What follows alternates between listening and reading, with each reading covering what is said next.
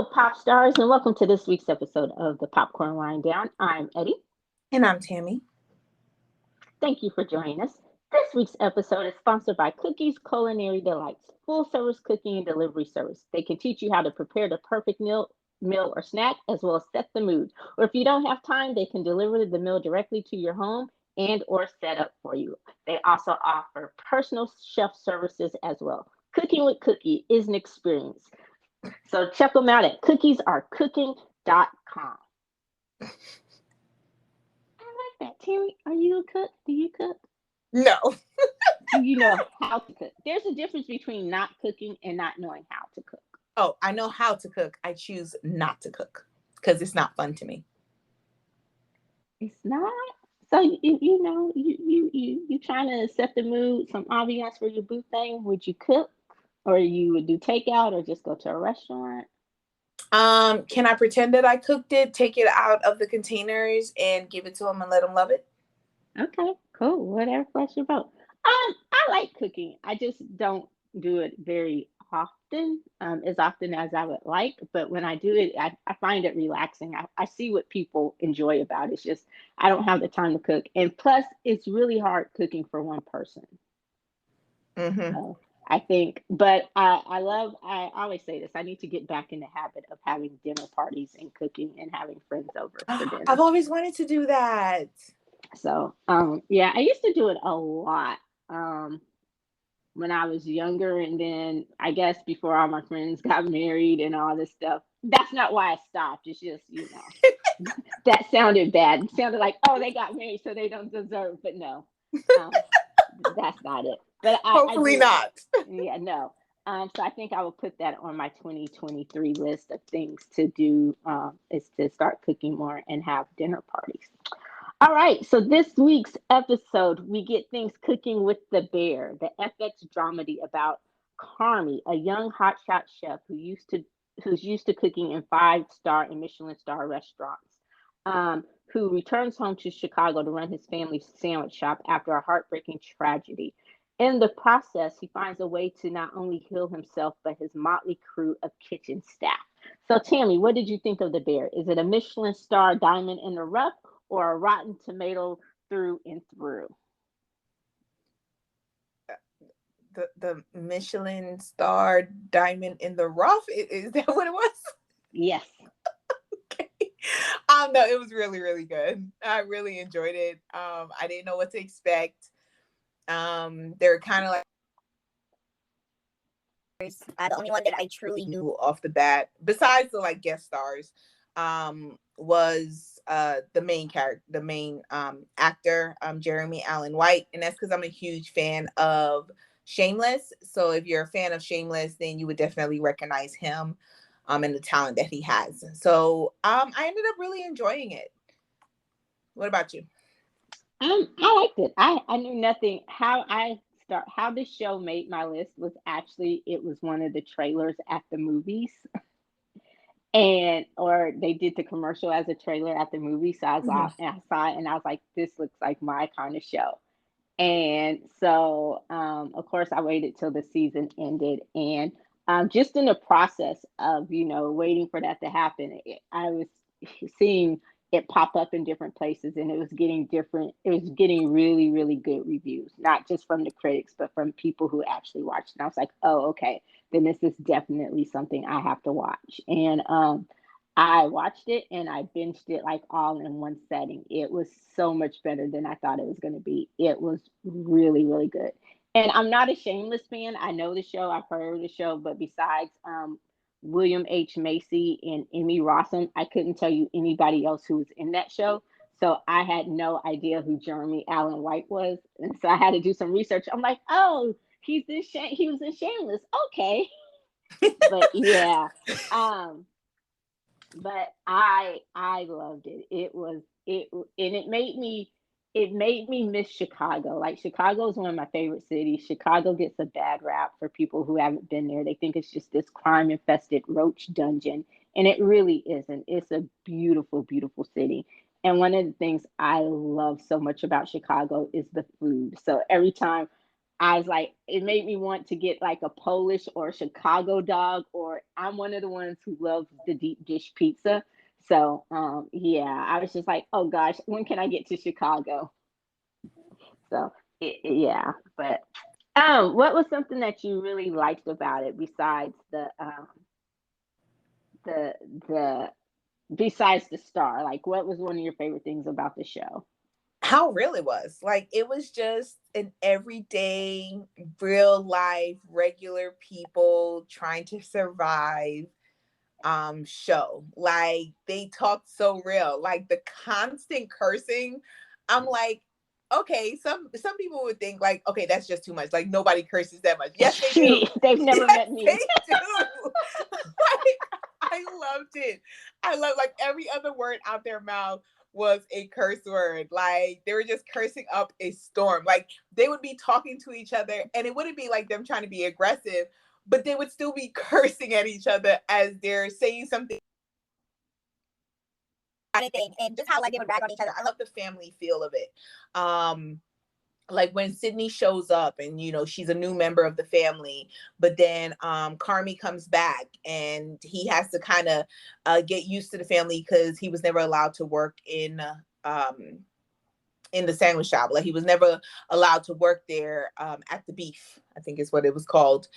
And it was kind of like feeling them out and everything like that and seeing like, are they going to be our peoples or not? And just to kind of see how they progressed, where at the very end, they became even more of a family. They became the new family since they lost basically like the father of the family. Or we didn't even get to see it, but just hearing about it and everything like that.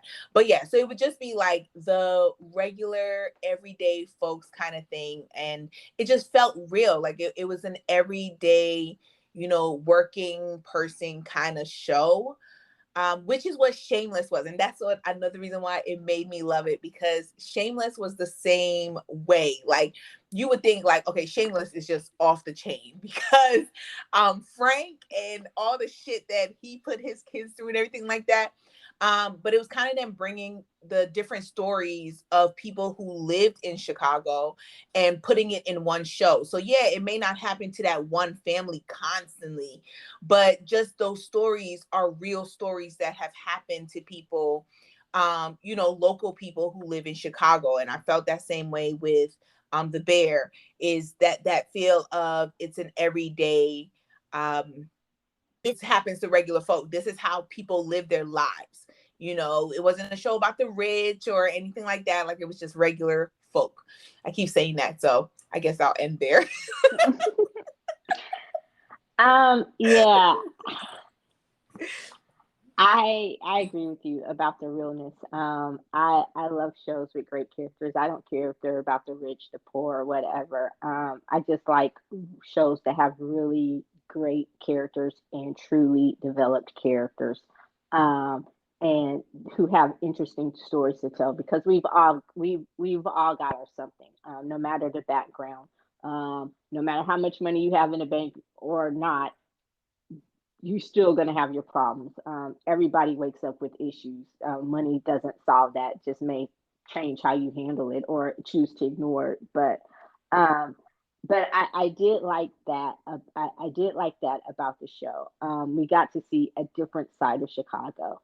Not necessarily the side that we see in Chicago PD, another show about one of my favorite cities, because in Chicago PD, we tend to see just the drama, the crime aspect of it, with it being a cop show. But one of the things that when you talked about realness, is those who are left behind. We tend to think of uh, his brother, who we got, a cameo was played by one of my favorite actors, and fuck, I'm having a brain fart now. But you know who played his brother, right? God, Well, yes. Oh shoot. yes, Now I'm. Oh my you god, I having a forgot brain his fart. name. Oh, um, he but played the yeah, Punisher. Oh, yes, him. So his brother, he kills himself. And a lot of times when we think of suicide, we don't think about those who are left behind and the trauma, the PTSD, and what they have to deal with, the guilt that they feel, and just the healing process, the emotional healing process that they have to go through. And I thought um, that this show did a really good job of showing that, that it wasn't over, that even though you necessarily know that it may not have been your fault, that you still feel guilty because you think there's something, especially when you don't know the why. Because he did it, and they knew that the brother was having problems and issues, but no one really knew just how deep they ran.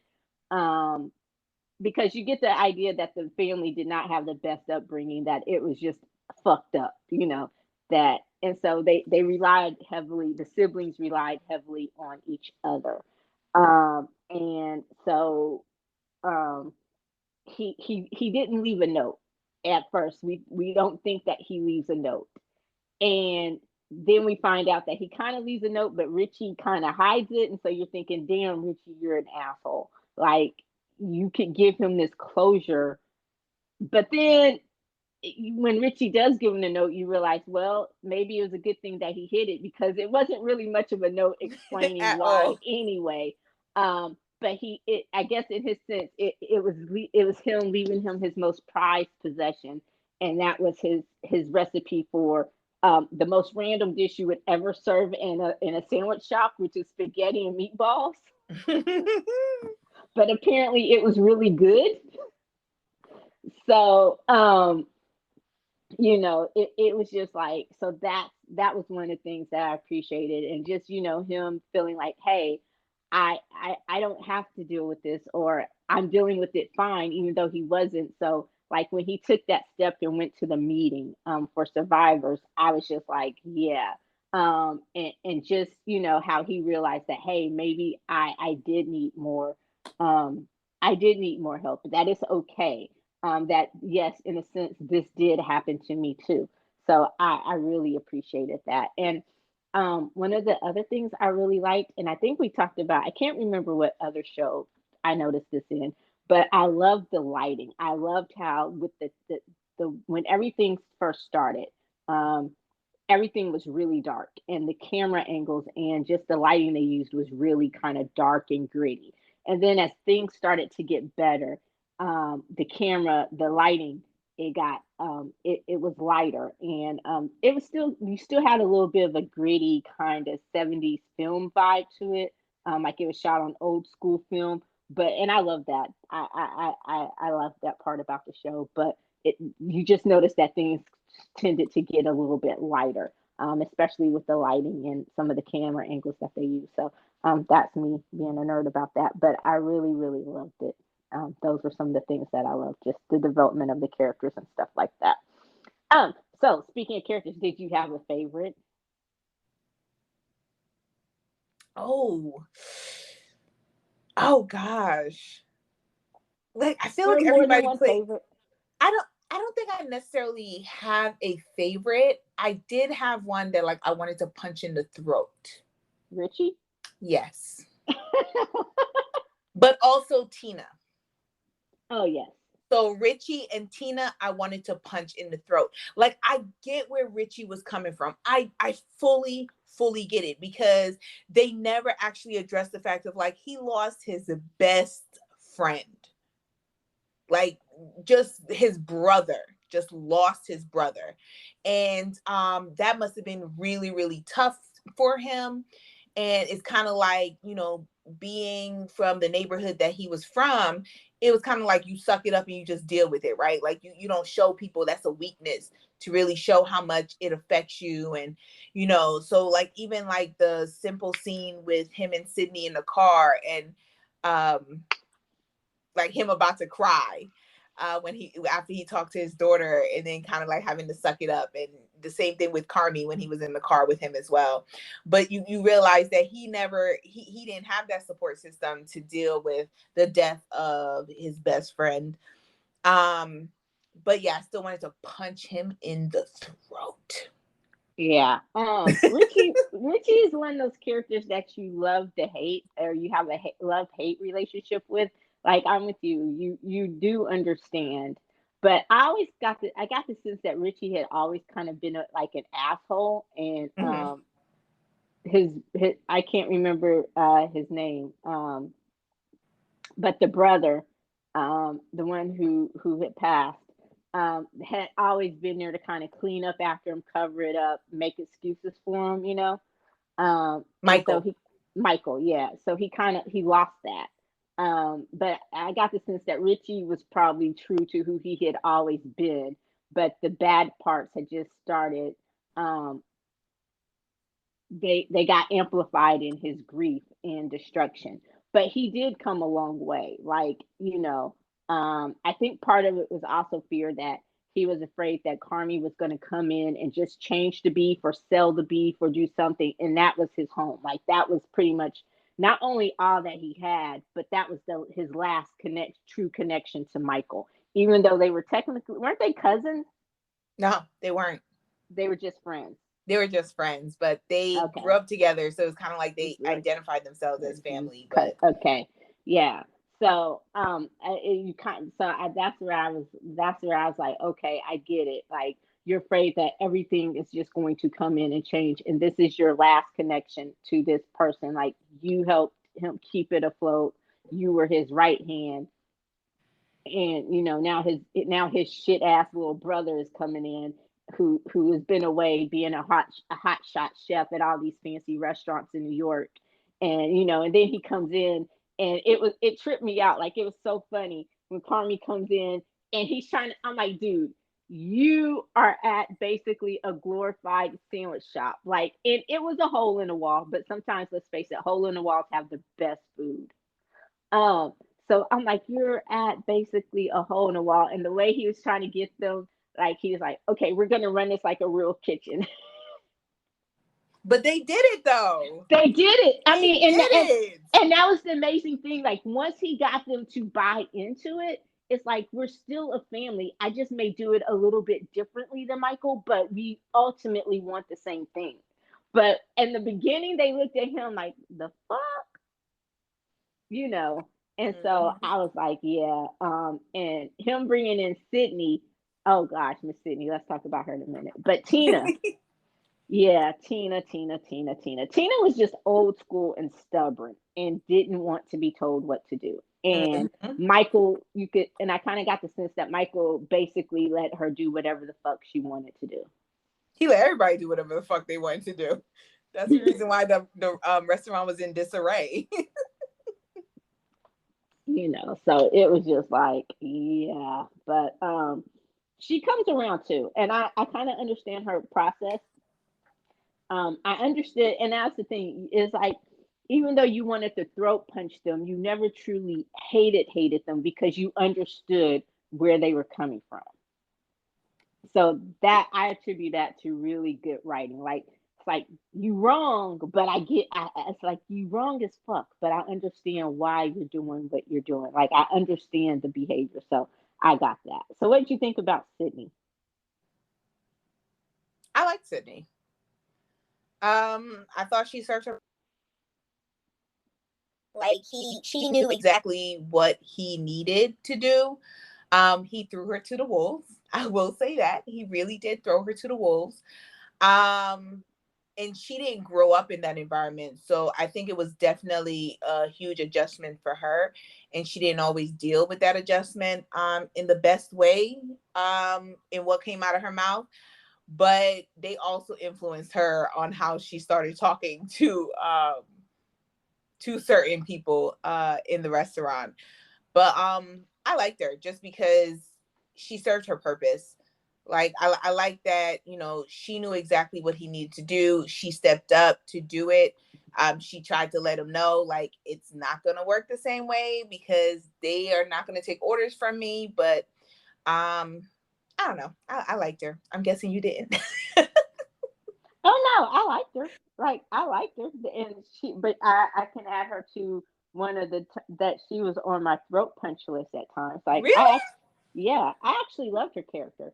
And I agree with you. I think that she did get thrown to the wolves, and with her being so type A, and so I wanted, and she was one of those characters where it was just um gosh, it was a mix. Like she was, I don't know where you draw the line. Like she was so type A when it came to her, and she just had this one way, one track vision of how things should work out for her. But she could see what Carmi was doing wrong and what he needed to do so clearly.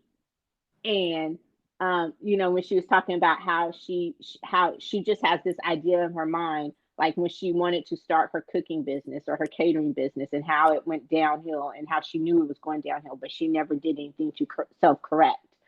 She didn't step back and listen to people who were telling her to slow down, because she wanted what she wanted when she wanted it.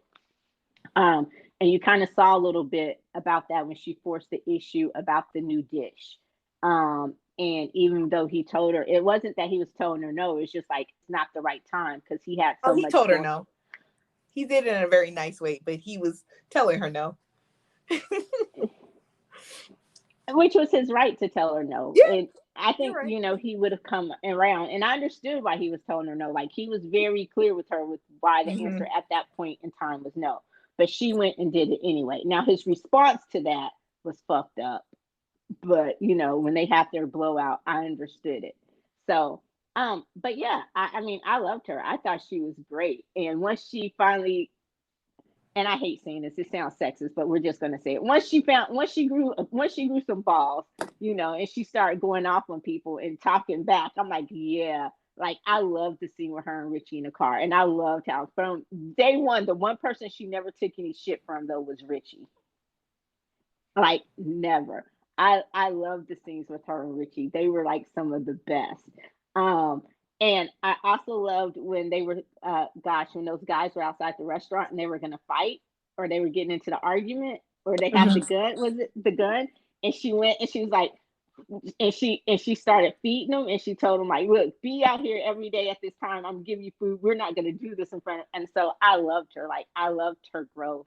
Um, I loved her connection with, we're gonna call him the baking dude.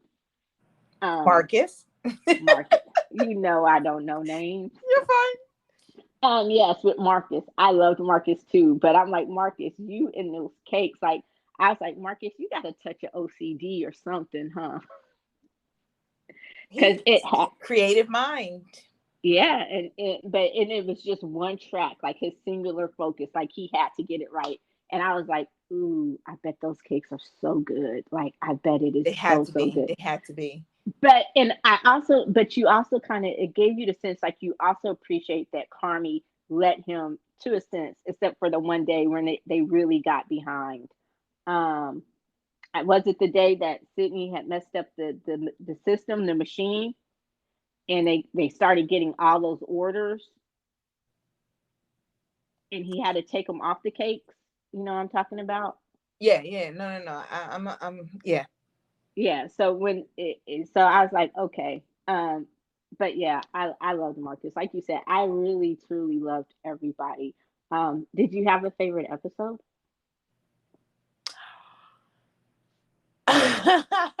So my favorite episode is the kids' party. Yes. Because it was so chill.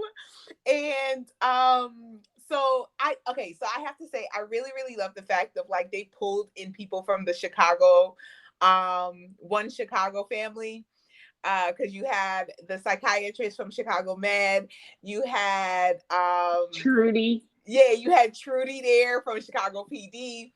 Um, so what I loved was when, of course, he has to pay back the money that his brother kept borrowing. Okay, fully understand that.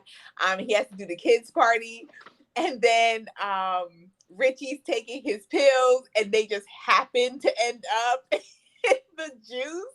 I was just like, Richie just threw that in there.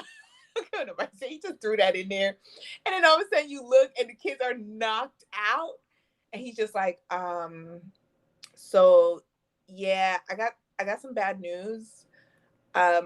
We kind of spilled a bottle of Xanax in the drink, and the guy's name was, and he's just like, I kind of like it. And Yeah. Now that was the his kids real are knocked uncle. out. He That was was his like, real I don't uncle. think they're dead, huh? It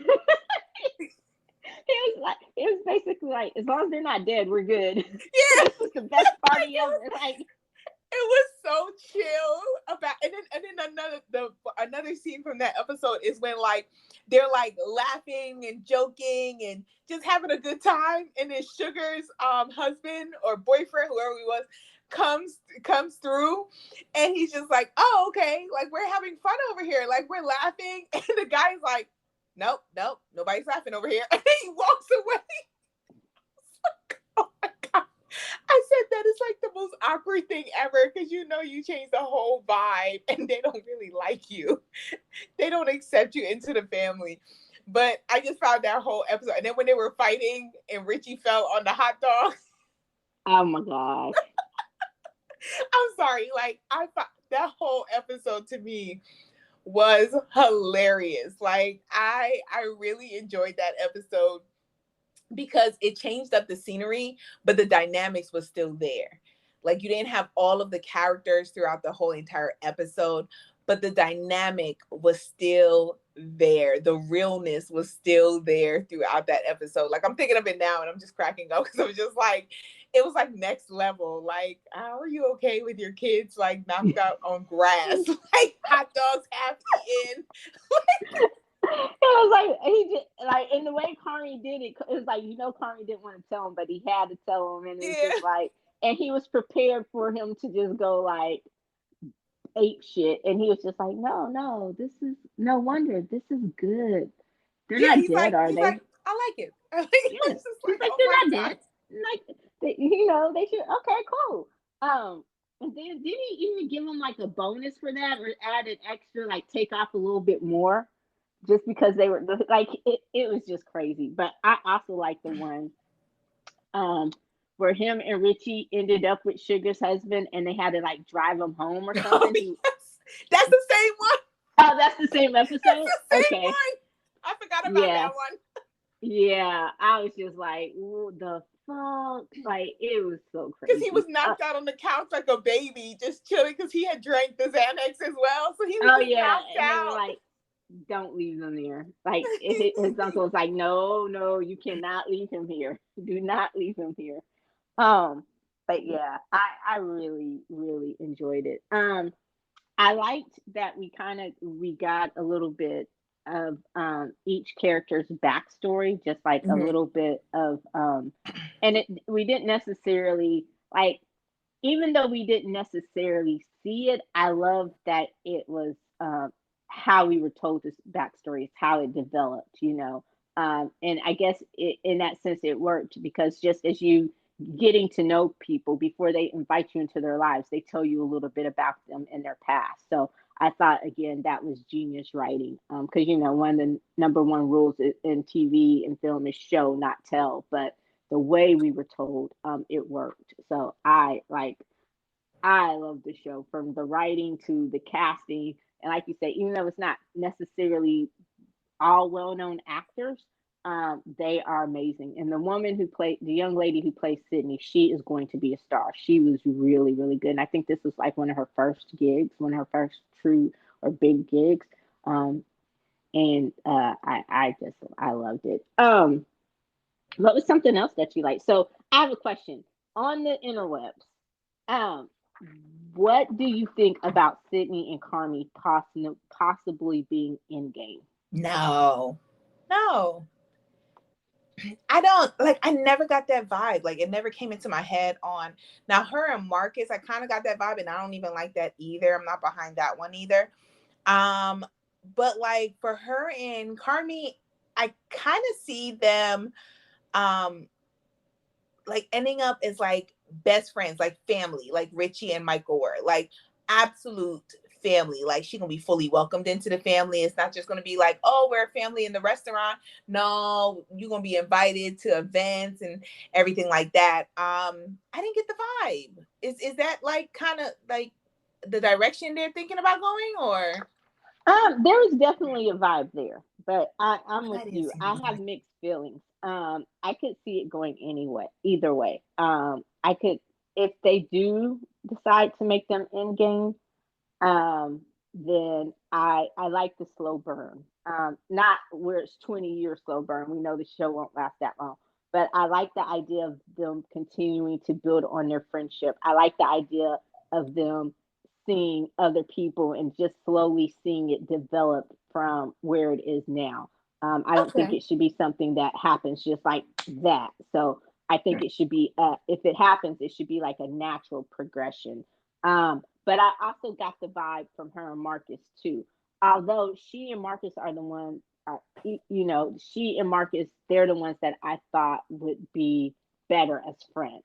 Like I got it, I understood it. So um, but I'm with you for Marcus. That's I want to see Marcus with someone else, someone outside of the restaurant.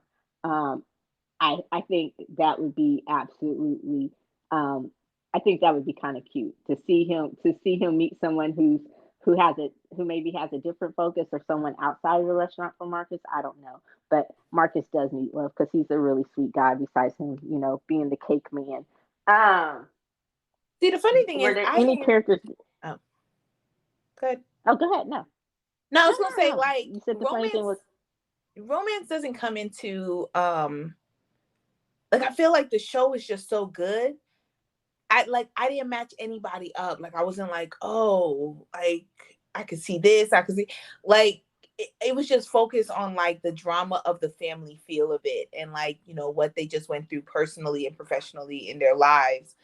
Um than any type of romance. Now, if it comes later and it's like, just natural, sure, go for it. Like I would love to see how they naturally progress within the show.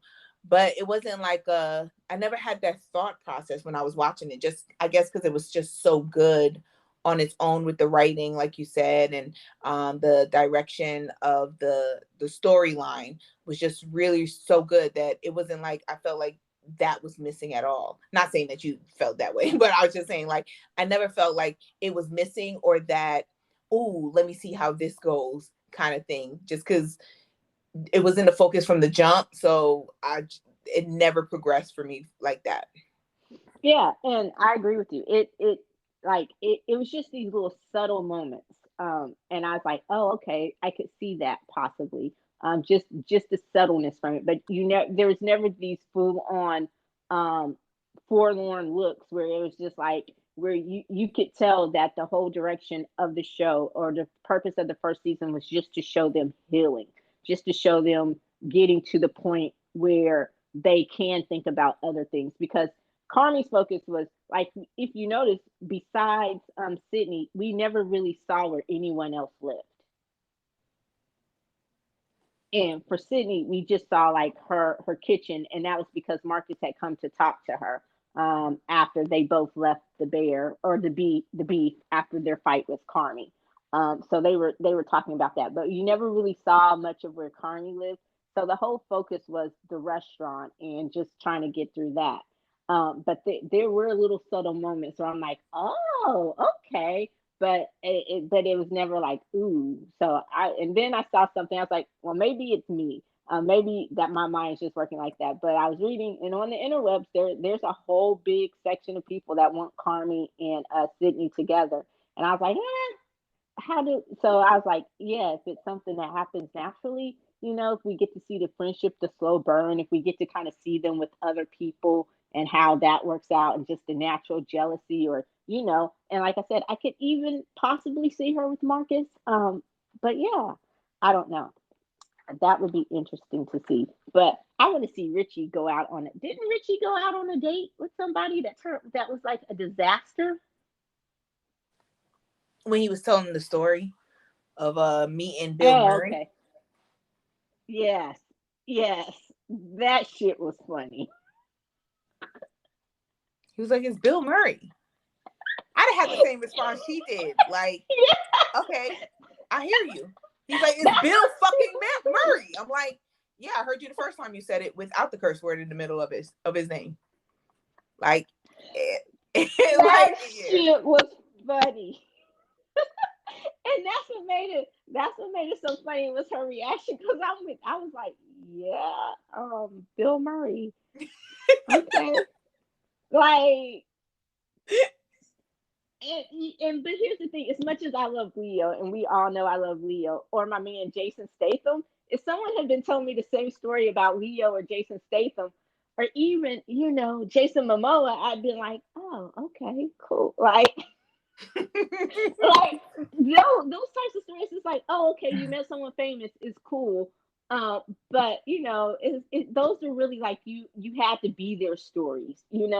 I was like, oh, cool. What were they like? But he was just expecting some sort of just grand reaction from her. I see, and the thing is, I'm a little bit different because I would have been excited if it was somebody of excitement, but it was Bill fucking Murray. Like, who the fuck cares? Like, I feel like it was the person. Like, if like I'm gonna be different from you, because if somebody was telling me the story and they switched out Bill Murray for Leonardo DiCaprio, I'm be like, are you fucking serious? For real? Like, you met Leonardo DiCaprio? Like, what else did he say? Like, I'm gonna be excited because I want to know, like, did you have a real experience or was it like a passing thing? But like, it's Bill Murray. Like, who cares? I'm Well, sorry. Like, he's before. Like, it's Bill Murray. Like, that's Ghostbusters, right? yeah, Okay. Yeah, it's but Bill to Murray. Like, but to give some context, he is a Chicagoan, and so they okay. Okay. See, I didn't know that. So, kind of okay. So like it's a John big deal because Cusack. he's from Chicago. Yeah, like John Okay. Cusack is from Chicago, and I think he's Okay. still. I think they both actually still live in Chicago. And I love John Cusack just because of his movies. He made some great movies. But he didn't Say mention John anything. Cusack, did he? No, he just mentioned Bill Oh, because Murray. I'd have been But like, oh, I've been all up in that too. for John Cusack, Heck yeah. yeah. But He's for like Bill Paul Murray, Rudd. He doesn't age. yeah, Paul Rudd. Sorry. Go ahead. But yeah, but to give it a little bit more context, I guess the whole Chicago connection is why he wanted it. But I'm still with you. I'm like, yeah, okay. like, you Yeah. know. Um, Give me somebody else in Chicago. Like, so give me somebody else. yeah. So definitely I think we're in agreement that definitely deserves a second season. Of course, it was absolutely phenomenal. It definitely needs a second season. I want to know what happens with how it ended, like what comes next, and how they, move forward from there on, changing the name of the restaurant, making it, Carmi making it his own. Like, definitely second season. Yeah, because the bear, because and the whole thing we didn't really talk about. I thought it was genius. His brother, when he does get when Richie finally gives Carmi, when he thinks Carmi is in a place to be able to handle it, and he realizes he needs to stop being an ass about it. That Carmi lost somebody too. When he finally gives him the letter, it is just the recipe for Michael's special spaghetti. And the one thing that Carmi could never figure out and that he kept asking is, why the hell do you have, if this is all he makes, why the hell do you have these big ass cans? Like, really, those commercials grade restaurant cans of spaghetti sauce. And he's like, we're not a fucking Italian restaurant. And it's one of those things that stands out so clearly because he's like, because he points out the randomness of it, and then he was going to get rid of the cans, but they were like, "Do you know how much that costs?" And the restaurant was already in trouble. So I think he saves them. So like, okay, I might actually need them one day, because in the beginning where it shows you like how he was scrimping on the meat and all that kind of stuff and how they were trying to make it last and all of that. So I was like, okay. But so he finally, just as tribute, like he reads it and he's like, okay, my brother left me this for a reason, because he was really reluctant about cooking the spaghetti. And so, just as paying tribute for the family dinner, what he made them, he was going to make them spaghetti. And then he opens it up, and that's where all the missing money was. He hid it in those cans of spaghetti. So that's the money that he's using. So I'm interested to see like how the inside, how different the bear is going to be from the beef. Because they did put Sydney's dish on the menu. So, and they were saying that it's going to be a combination like family style restaurant, something else. So I'm interested to see how that goes. I'm interested to see what new characters we meet, and just some more of the awesomeness. Like the show is really, really good. And I think just a shout out to FX/FX Hulu. That is one thing. FX is really underrated because they have some really, really good shows on FX. Um, and just a shout out, I also highly recommend The Old Man with Jeff Bridges. If y'all have not seen it, Tammy, if you have not seen it, it is really, really good. So also on FX. But that's some of the things I'm looking forward to seeing season two. You anything else? You got season two? Now, I just want to see like the changes that happen and how they progress from there, with the money that they have now. Yeah. Is Richie going to still be an asshole? I just think that's Yes, in his definitely. DNA. That's It's just who it's he it's part is. of his charm is to be an An asshole. asshole. It is. But everybody kind of needs a Richie in your life. Richie is a ride or die. Richie is the one who knows he can't fight, but he'll go out there and just get his ass kicked for you. Oh yeah. Uh, Richie's the one, he'll pull his gun out real quick if you need somebody to kind of like just scare somebody real quick.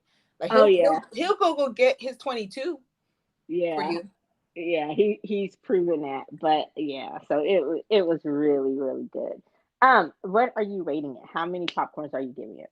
The bear. So after talking, I'm actually upping it from where I was. And I have to say, one of the best shows that I've seen in 2022. I'm giving it 4.5. I really, really enjoyed it. It's 6 episodes. They're actually short episodes. They're about 30 to 35 minutes each, except for the last episode that's like 45 minutes. And I'm telling you, you're not going to be disappointed. It's a really good. The acting is amazing. The storyline is amazing. The scenery is amazing. For the show, once again, makes me want to go see Chicago because I've never been. Oh Unlike my Eddie, God, that's a tragedy. I know, and it's on my list of one of the major cities that I've always wanted to go to. So it's still on the list. I'm gonna make it there one day. But yeah, so 4.5 popcorns. Once again, Eddie bumped me, y'all, and I lost some of my kernels. Okay, but everything else was intact, so I've enjoyed it. What She about you, was Eddie? she spilled some of those kernels laughing at them passed out, them drugged up kids. I'm sorry, don't bring that up again because it's coming to mind. Oh my god! What about Um, you, Eddie? yeah, the same. It is one of the best shows I've seen this year. So you definitely will need to tune in to see where it falls on our end of year lists. As we prepare to say, damn, this year's gone by fast. Prepare to close out 2022, but definitely 4.5 stars. It is amazing, so much better than I thought it would be. Kept me entertained, kept me laughing. Really compelling story, compelling characters, just everything.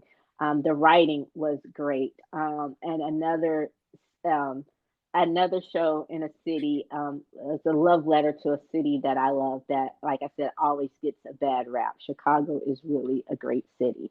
Um, so I guess that does it for this week's episode of the Popcorn Wind Down. Please be sure to like, listen, follow, comment anywhere you listen to your favorite podcast. You can also keep up to date on the latest in entertainment, pop culture news, as well as other amazing kernels of pop culture goodness at the popcornwinddown.com. That's it. That's the plug. Pop, Pop, pop, pop, pop, pop, pop, pop, pop, pop, pop, pop. pop, pop. I'm the one sounding like I've been drugged. Oh. Thank you as always, and be sure to join us next week where we discuss our annual Halloween movie. I'm Woo, woo. excited to see this Hocus Pocus Two. 2. Until next time, I'm Eddie. And I'm Tammy. Bye. Peace.